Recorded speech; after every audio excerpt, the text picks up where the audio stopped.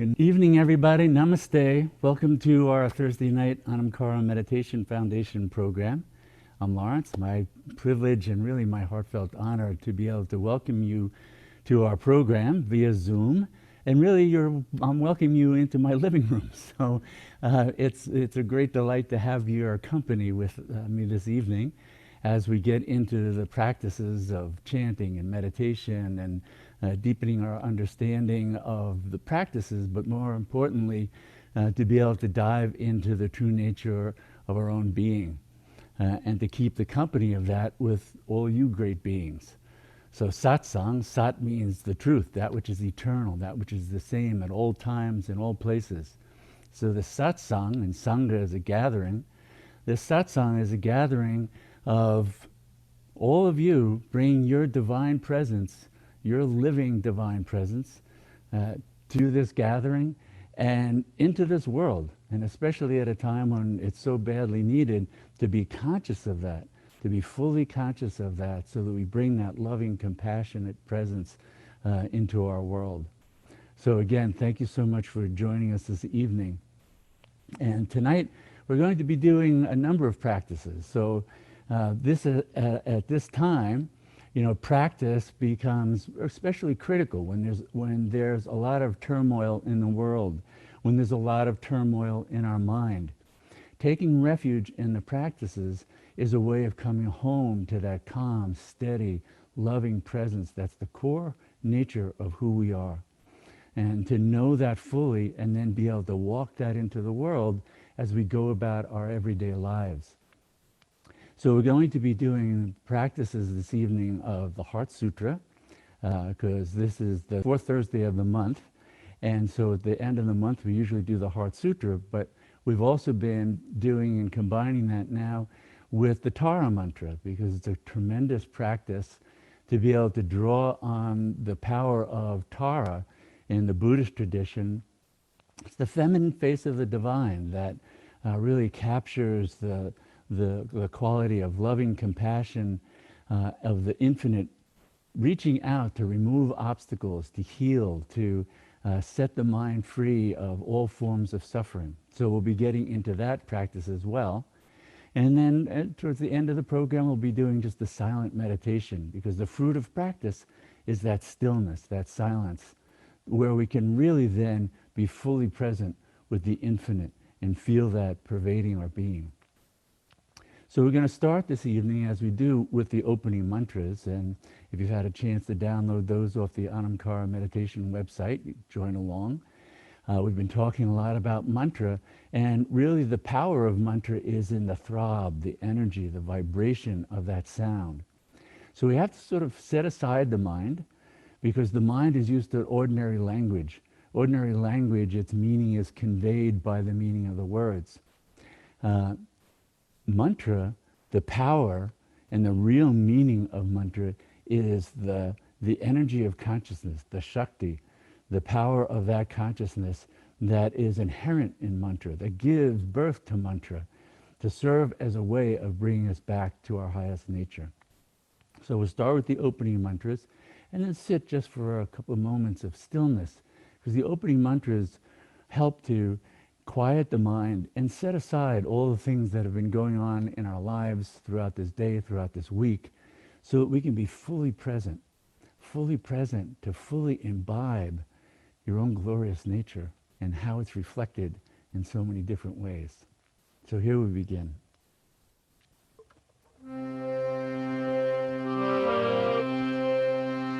Shri Mata Kali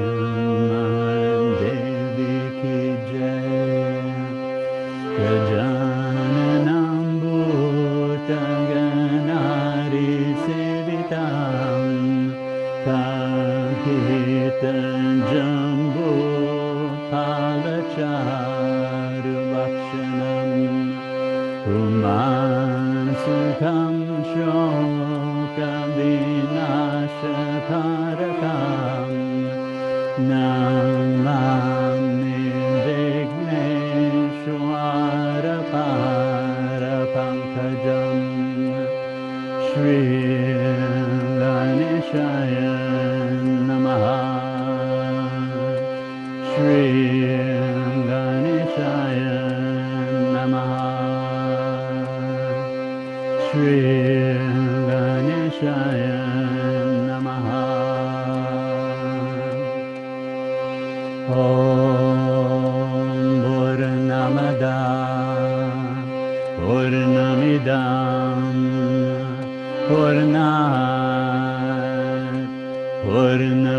Mudachate Purnasya Purnamadaya Purnameva Vashishate Om Shanti Shanti Shanti Shri Mata Kali Mahadevi Ki Jai.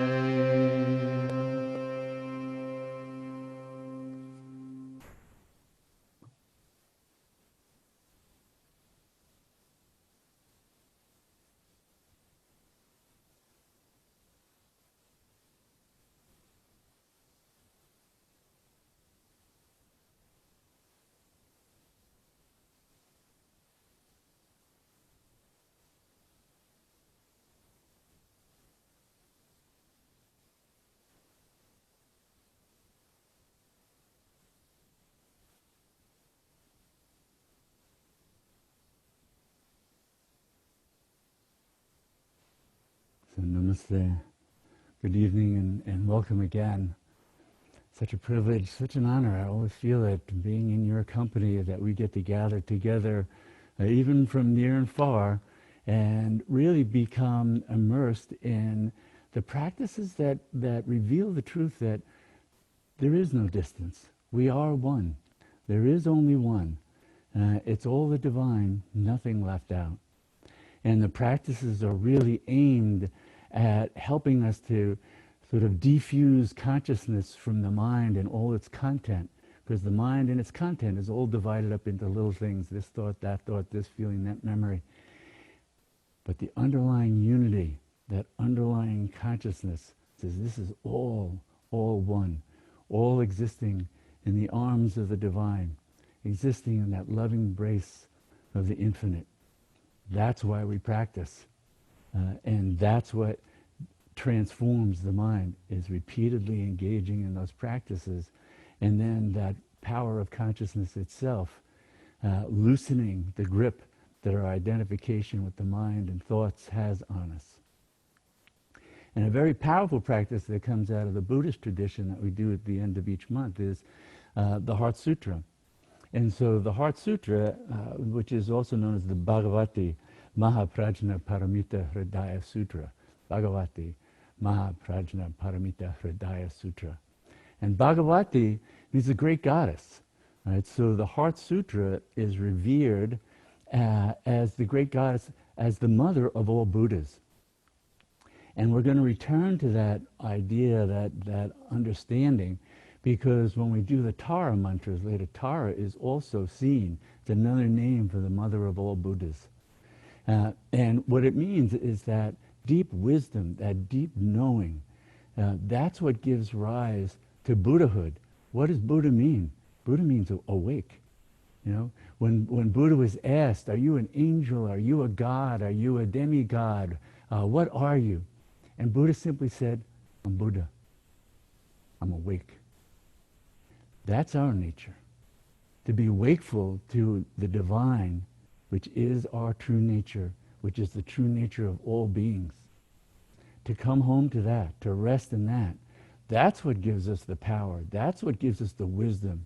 That's what gives us the boundless compassion, the boundless loving kindness, to bring into a world so full of turmoil, so full of people not knowing that, not having a clue of that, and creating suffering for themselves and others. So coming home to that highest wisdom is seen as the way to cut through all the ways that we create suffering for ourselves and others. So the Heart Sutra is a text that when we chant it, it's also a way of becoming immersed in Buddha's vision, really, because that's what it was. It was Buddha's vision of what's the nature of the mind and all the content of the mind, and how all those things moving through the mind are completely ephemeral. That's what it means that they're empty. It means they have no independent existence. They come, they go. We can watch the mind, thoughts arise, feelings arise, sensations arise. All those things coming and going. What's the consciousness that illuminates that all?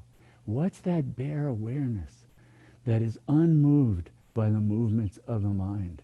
What's that all-embracing consciousness that holds all those forms, actually gives birth to all those forms, and yet remains in its infinitude? That's what these practices are bringing us back to, that direct knowing. And it said coming back to it because it's our inherent nature.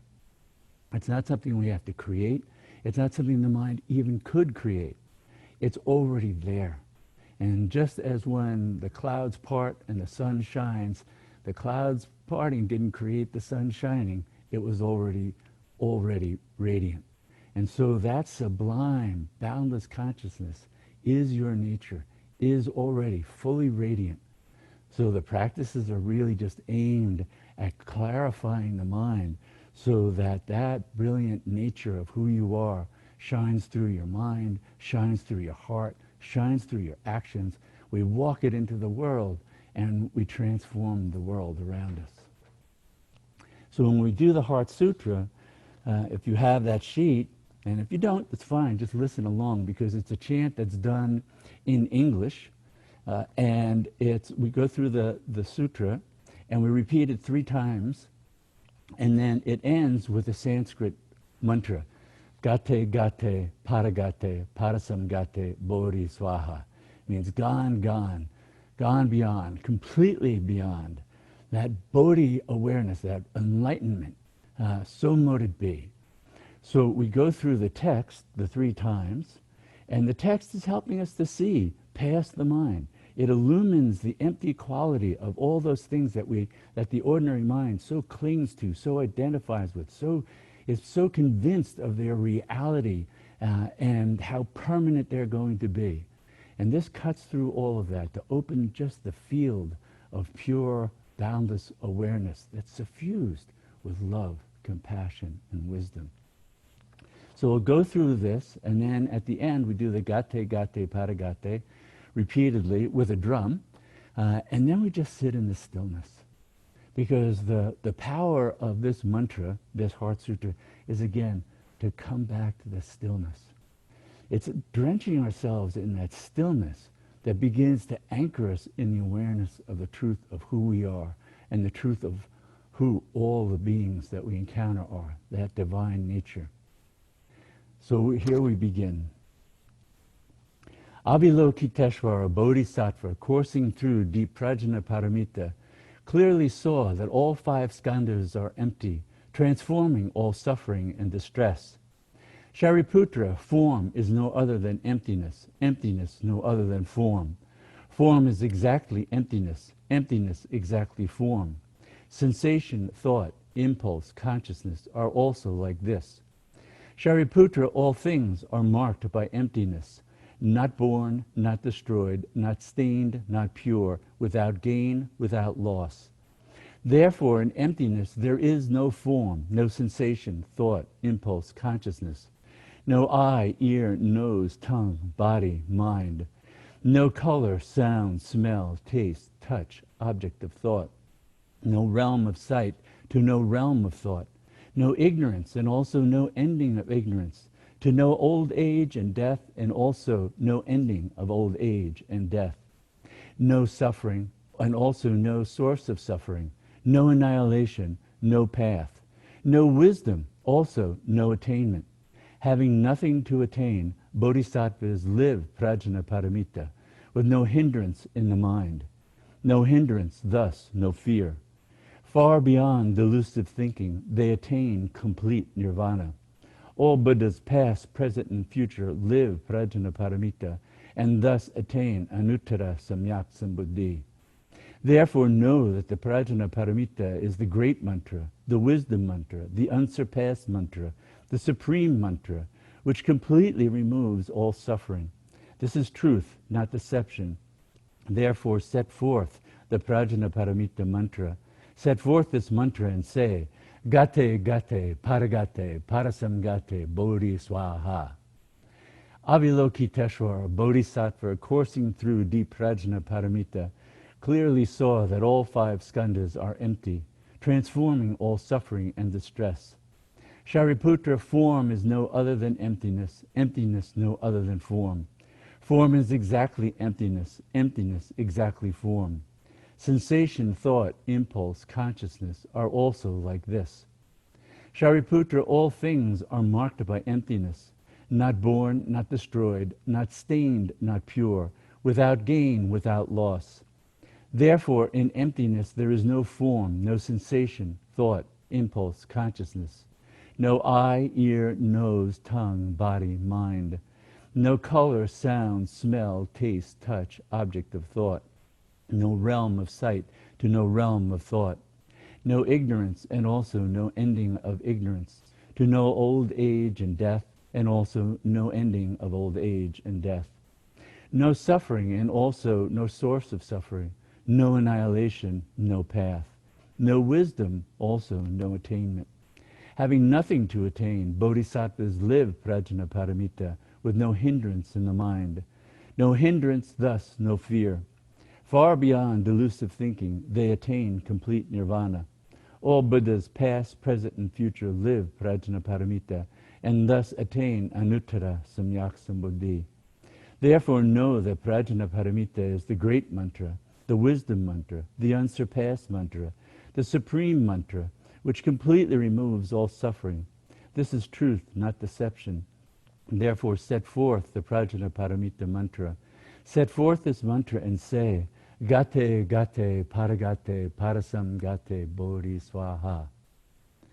Avalokiteshvara, bodhisattva, coursing through deep prajna paramita, clearly saw that all five skandhas are empty, transforming all suffering and distress. Shariputra, form is no other than emptiness, emptiness no other than form. Form is exactly emptiness, emptiness exactly form. Sensation, thought, impulse, consciousness are also like this. Shariputra, all things are marked by emptiness, not born, not destroyed, not stained, not pure, without gain, without loss. Therefore in emptiness there is no form, no sensation, thought, impulse, consciousness. No eye, ear, nose, tongue, body, mind. No color, sound, smell, taste, touch, object of thought. No realm of sight to no realm of thought. No ignorance and also no ending of ignorance, to no old age and death and also no ending of old age and death. No suffering and also no source of suffering. No annihilation, no path. No wisdom, also no attainment. Having nothing to attain, bodhisattvas live prajna paramita with no hindrance in the mind. No hindrance, thus no fear. Far beyond delusive thinking, they attain complete nirvana. All Buddhas, past, present, and future, live prajna paramita and thus attain anuttara samyak sambuddhi. Therefore know that prajna paramita is the great mantra, the wisdom mantra, the unsurpassed mantra, the supreme mantra, which completely removes all suffering. This is truth, not deception. Therefore set forth the prajna paramita mantra. Set forth this mantra and say, Gate, gate, paragate, parasam gate, bodhi swaha.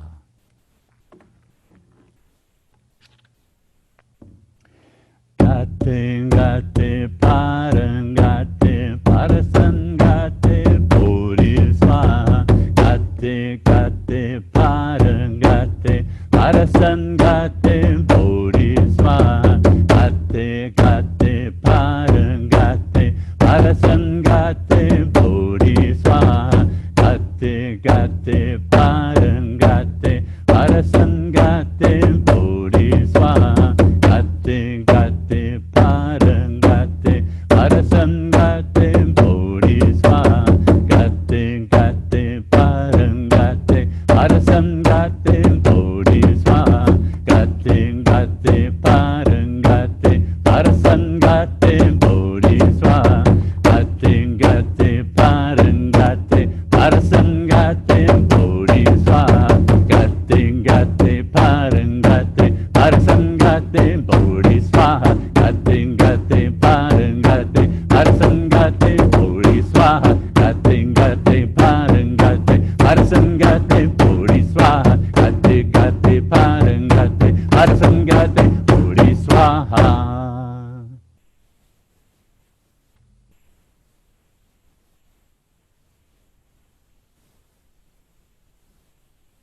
resting in that stillness.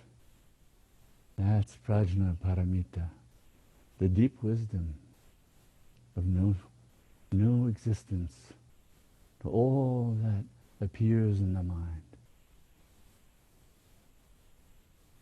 No more than clouds in the sky, coming and going. Watch, resting in the stillness, the spaciousness of awareness, unmoved by movements of the mind, simply watching, simply being, simply present.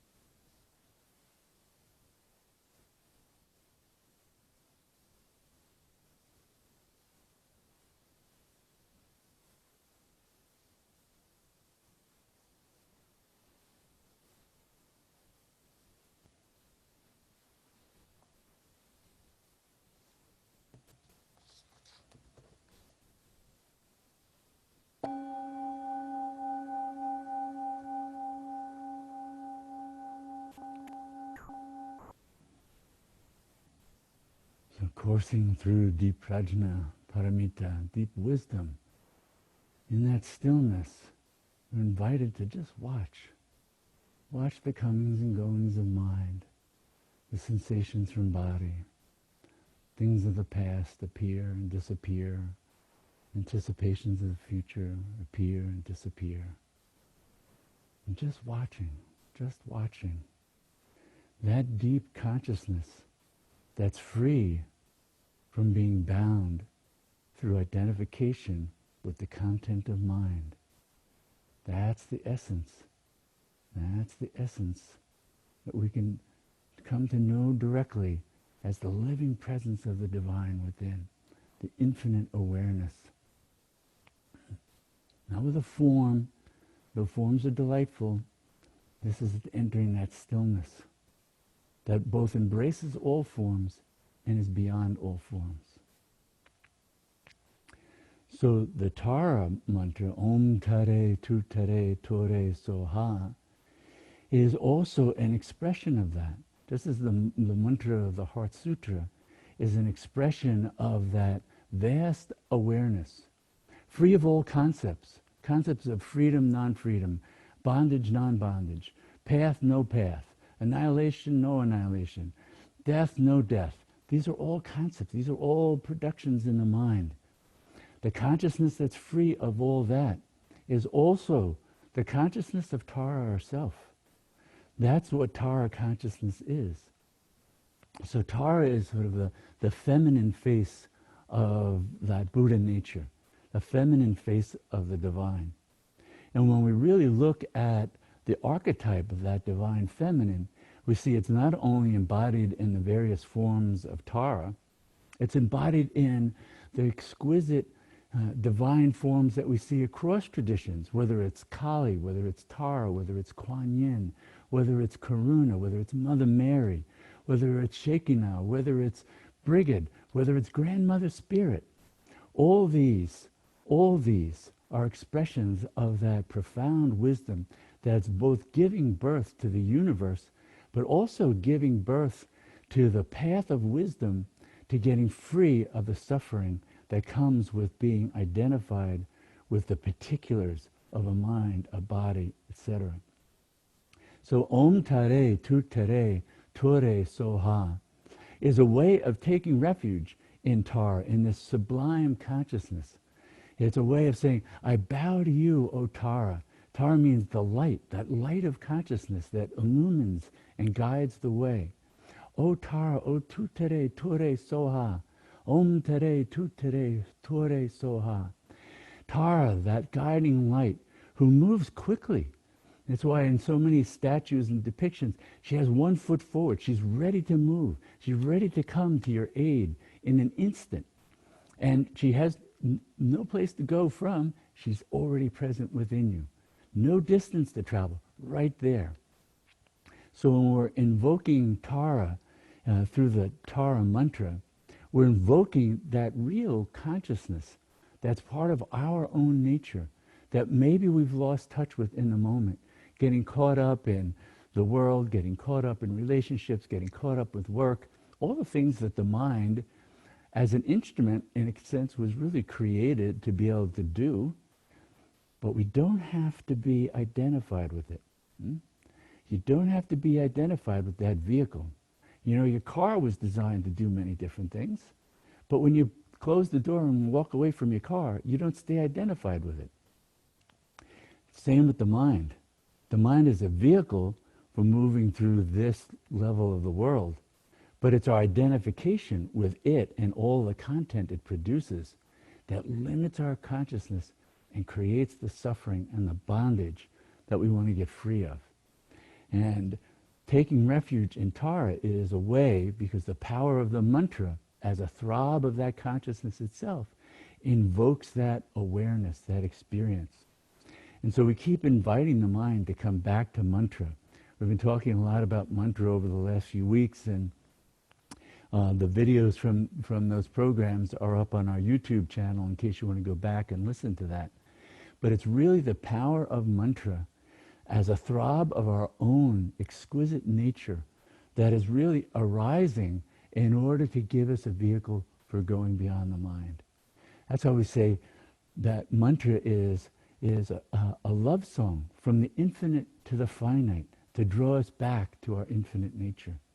It's through that love, through that taking refuge, that Tara then comes forth, that awareness, that consciousness, both to heal. Tara is called upon to heal the body, to help remove pain and suffering of the body and the mind, and also to remove the suffering that comes from that root ignorance of the truth of who we are.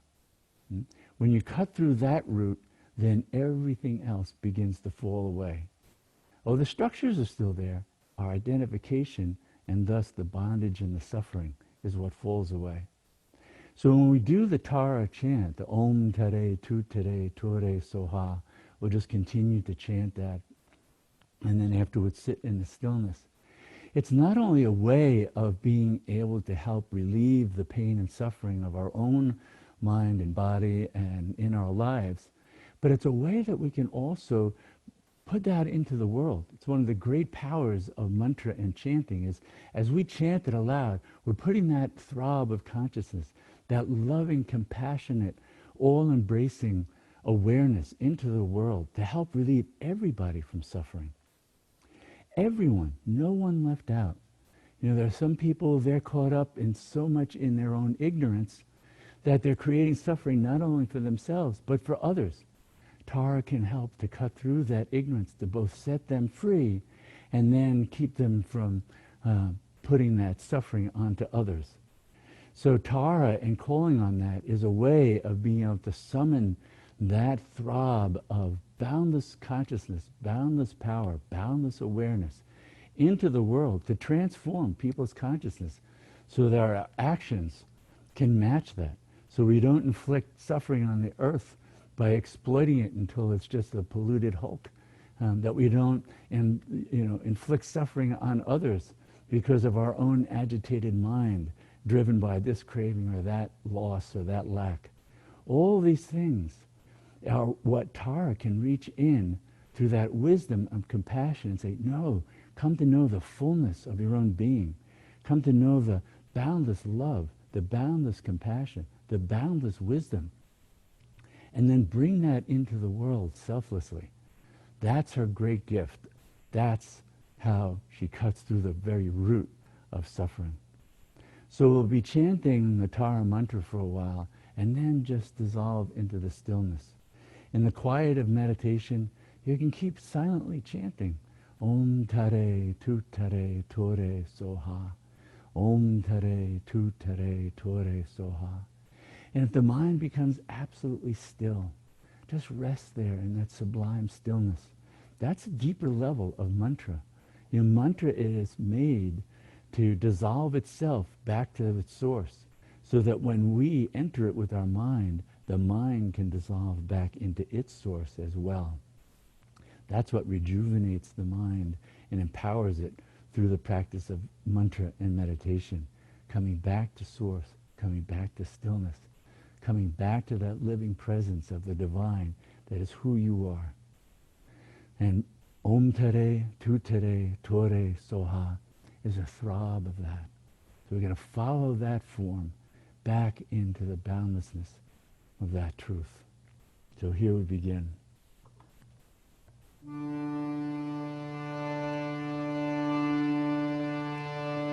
Om Tare Tuttare Ture Soha. Om Tare Tuttare Ture Soha.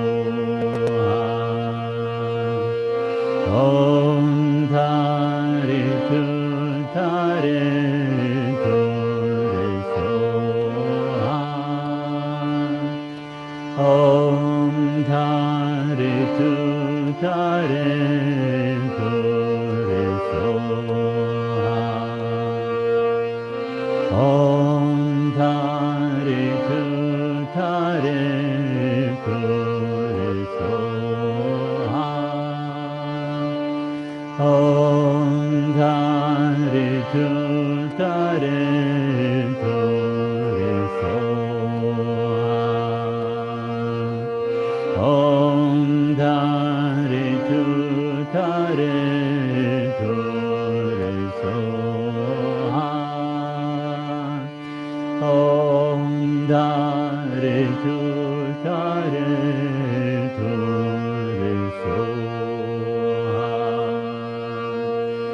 Om Tare Tuttare Ture Soha.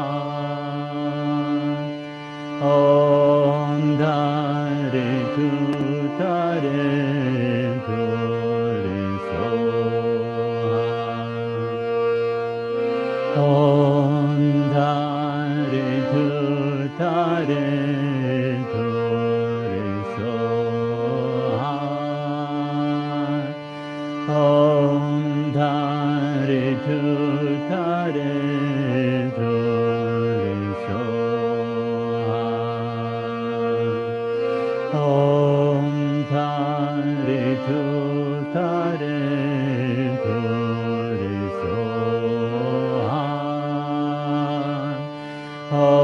Om Tare Tuttare Ture Soha. Om Tare Tuttare Ture Soha. Om Tare Tuttare Ture Soha. Om Tare Tuttare Ture Soha.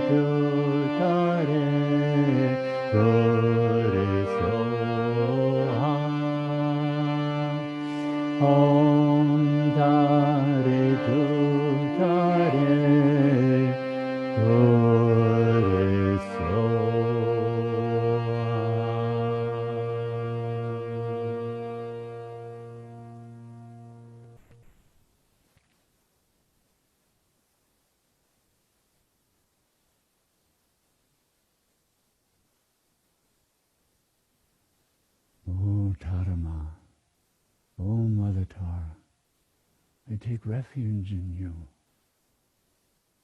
your loving embrace, your boundless wisdom, your boundless compassion, your boundless power to set me and all beings free from all forms of suffering. Om Tarah Mantra. Om Tare Tuttare Ture Soha. Om Tare Tuttare Ture Soha. I take refuge in you, Tara. O Great Mother, O One of boundless love, wisdom, and compassion, set all beings free, free from suffering. So rest in the mantra, whatever arises in the mind. Simply offer it to the mantra.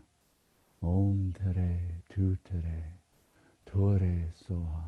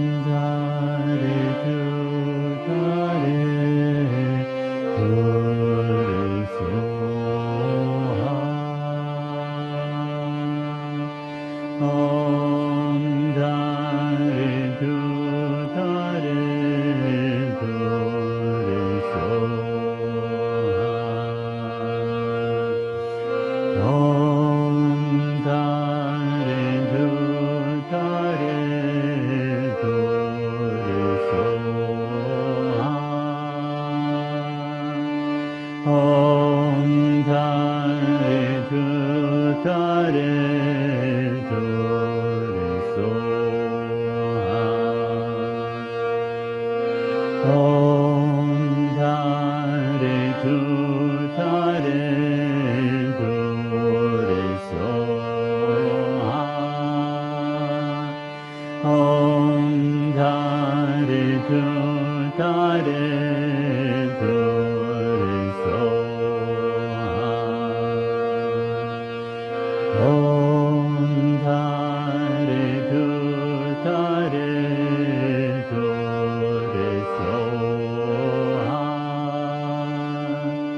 Om Tare Tuttare Ture Soha.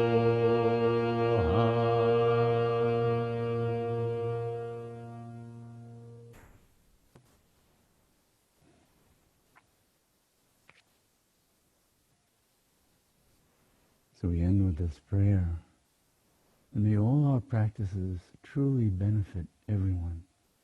And may all beings know complete freedom from suffering. Namaste.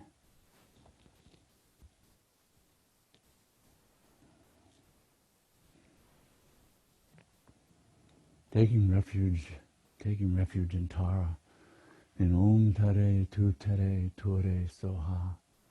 The mantra is a throb of that boundless consciousness. The mantra and the deity, the mantra and Tara are one and the same. So when we're repeating mantra of Om Tare Tuttare, we have Tara's blessings coursing through us. So keep bringing the mind back to that, dissolving into that. Even bringing people who we want to have that embrace of Tara to our mind, and envisioning Om Tare Tuttare Ture Soha. Om Tare Tuttare Ture Soha. Let it embrace all beings. Let it embrace everyone. Let everyone become free of suffering, whatever form they may be suffering from. Tara's power, Tara's grace, Tara's love, Tara's blessing is there to remove that suffering.